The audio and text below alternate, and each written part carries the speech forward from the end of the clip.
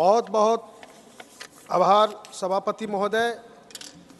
आपने माननीय गृह मंत्री जी के द्वारा लाए गए Jammu Kashmir reorganisation and reservation bill के बारे में बोलने का अवसर दिया है।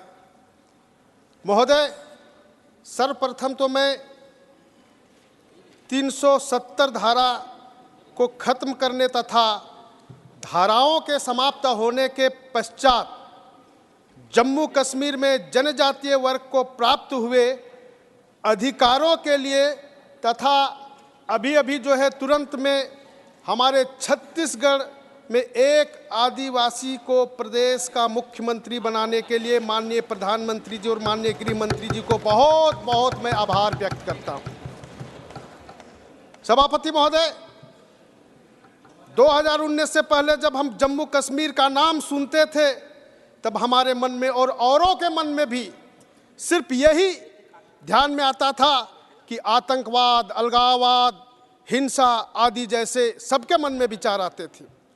पहले की सरकार की नीतियों के कारण जम्मू कश्मीर को वैचारिक रूप से देश से अलग कर दिया गया था, परंतु 2014 में देश के लोगों ने हमारे राष्ट्रवादी विचारों को समर्थन देते हुए अपने माननीय नरेंद्र मोदी जी को जो समर्थन किया और देश के अंदर भारतीय जनता पार्टी की सरकार स्थापित हुई, तब से लगातार हमारे प्रधानमंत्री जी द्वारा देश के विभिन्न क्षेत्रों में विभिन्न प्रकार के विकास के कार्यों को शुरू किया और उनके ध्यान में था कि जहां हुए बलिदान मुखर्जी वह कश्मीर हमारा है।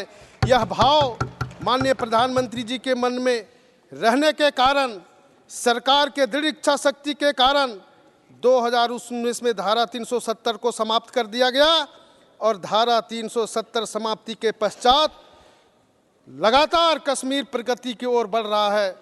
पिछले 4 वर्षों में कश्मीर में लाखों युवाओं को रोजगार प्राप्त हुआ है।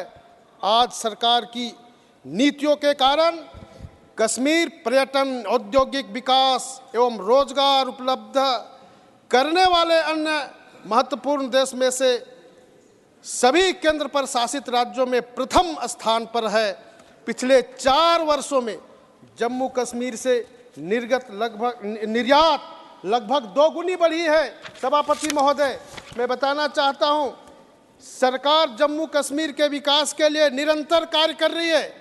इसी क्रम में यह विधेयक सदन में लाया गया है।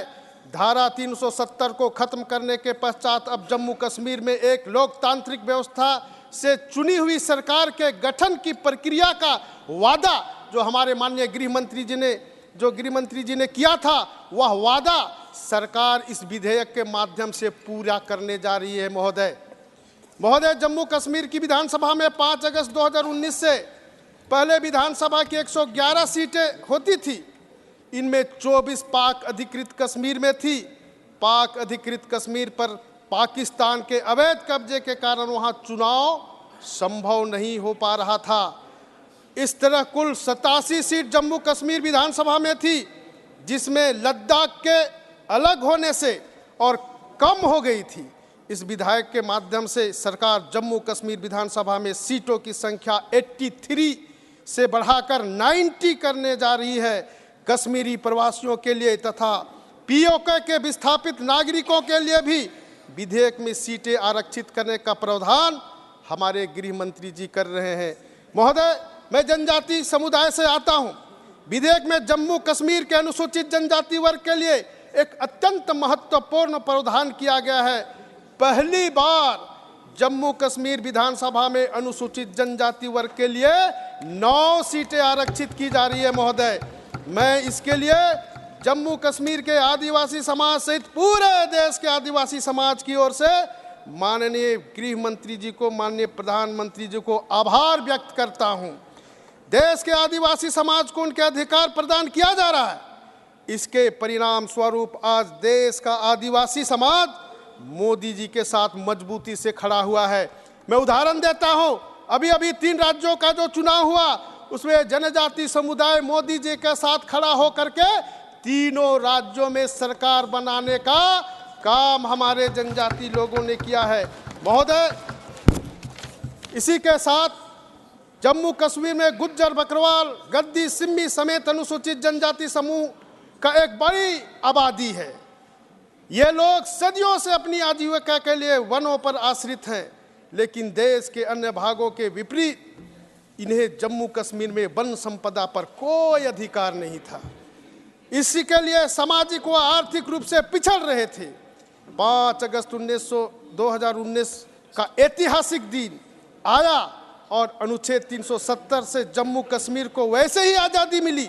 अनुसूचित जनजातियों की भी आर्थिक सामाजिक विकास का एक नया दौर देखने को मिलने लगा और भारत के संविधान के प्रावधान का लाभ वहां के सारे लोगों को मिल रहा है।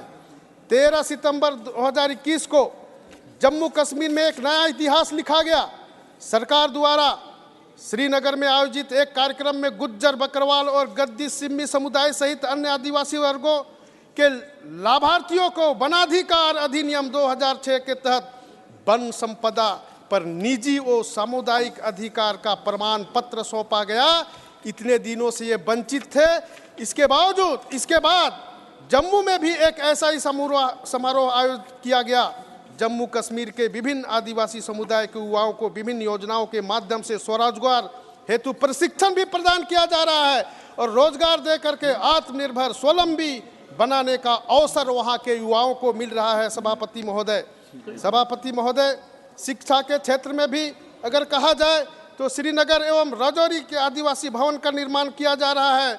अतिरिक्त आदिवासी छात्रावास का निर्माण किया जा रहा है और IIT जम्मू और राजौरी स्थित बाबा गुलाम शाह बादशाह यूनिवर्सिटी ने अपने अपने संस्थानों में जनजातीय पीठ की स्थापित करने के लिए इस साल जून में जनजाति विभाग के साथ एक समझौता भी प्राप्त किया है। सभापति महोदय, और मैं बताना चाहता हूं कि आज़ादी के 75 वर्ष के बाद सरकार ने पहली बार जम्मू कश्मीर के उच्च स्थानों पर रहने वाली आदिवासी समुदाय के लोगों को स्वास्थ्य के देखभाल के लिए भी यह काम किया जा रहा है।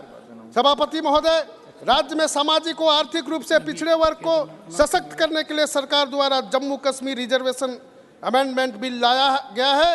ये बिल SC, ST और सामाजिक तौर पर आर्थिक तौर पर पिछड़े वर्ग को सरकारी नौकरियों और शैक्षणिक संस्थाओं में भी आरक्षण का प्रावधान किया जा रहा है। विधेयक के अनुसार जम्मू कश्मीर में सामाजिक और आर्थिक रूप से पिछड़ा उन माना जाएगा जिनके गांव LOC और अंतर्राष्ट्रीय सीमा के पास है तथा सरकार ने उन्हें पिछड़ा घोषित रखने का काम कर रही है। Honorable members, now it is 6 p.m. and we are in the midst of the combined discussion on the Jammu and Kashmir Reservation Amendment Bill 2023 and Jammu and Kashmir Reorganization Amendment Bill 2023. The Honorable Home Minister will reply to the discussion today itself. If the House agrees, we may extend the sitting beyond 6 p.m. to conclude the discussion, considered and pass the bills today itself. The time is so extended. Honorable Member. Sir, मैं बताना चाहता हूं जिस प्रकार से जम्मू कश्मीर के अंदर जो आतंकवाद, उग्रवाद, हिंसा जिस प्रकार से हो रहा था, उसी प्रकार से भ्रष्टाचार भी पूरे रूप से वहां पर युक्त था और माननीय प्रधानमंत्री जी इन सारे चीज़ों को खत्म करने के लिए, इलाज करने के लिए, भ्रष्टाचार मुक्त करने के लिए अपने गृह मंत्री माननीय अमित शाह जी के साथ वहां खत्म करने का उपाय लगाया है। मैं बताना चाहता हूं कि आज जो हमारे झारखंड के अंदर जो है कांग्रेस के सांसद धीरज साहू जी 300 करोड़ से भी ज़्यादा जो है वो जमा करके रखा है। ऐसा सारा जो भ्रष्टाचार अब जम्मू कश्मीर में नहीं होगा, वहां भ्रष्टाचार नहीं होगा, ऐसा उपाय हमारे प्रधानमंत्री जी और गृह मंत्री जी ने किया है। निश्चित रूप से मैं कह सकता हूं कि अब पूरा देश भ्रष्टाचार मुक्त होगा, जम्मू कश्मीर भी भ्रष्टाचार मुक्त होगा। महोदय, मैं इस विधेयक जम्मू कश्मीर के विकास एवं भविष्य के लिए अत्यंत महत्वपूर्ण है। इसलिए मैं इस विधेयक का Please समर्थन conclude. करके अपनी वाणी को विराम देता हूं।